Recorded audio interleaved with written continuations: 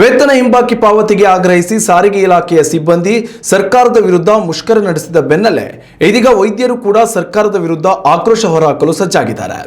ಔಷಧ ಸರಬರಾಜು, ವೈದ್ಯರ ನೇಮಕ, ಬಡ್ತಿ ಸೇರಿದಂತೆ ನಾನಾ ಬೇಡಿಕೆಗಳ ಈಡೇರಿಕೆಗೆ ಆಗ್ರಹಿಸಿ ರಾಜ್ಯಾದ್ಯಂತ ಮುಷ್ಕರ ನಡೆಸಲು ವೈದ್ಯರ ಸಂಘ ತೀರ್ಮಾನಿಸಿದೆ.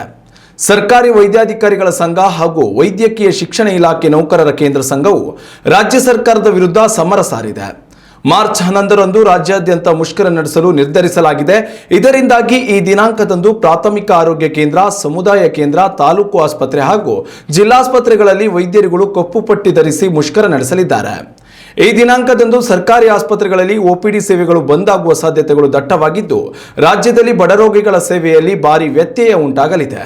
ಮುಷ್ಕರಕ್ಕೂ ಮುನ್ನವೇ ರಾಜ್ಯ ಸರ್ಕಾರ ವೈದ್ಯರ ಬೇಡಿಕೆಗಳನ್ನು ಈಡೇರಿಸಿ ಅಸಮಾಧಾನ ಶಮನ ಮಾಡುತ್ತಾ ಇಲ್ಲವೇ ರಾಜ್ಯದಲ್ಲಿ ಹೆಲ್ತ್ ಎಮರ್ಜೆನ್ಸಿಗೆ ದಾರಿ ಮಾಡುತ್ತಾ ಅನ್ನೋದನ್ನ ಕಾದು ನೋಡಬೇಕಿದೆ.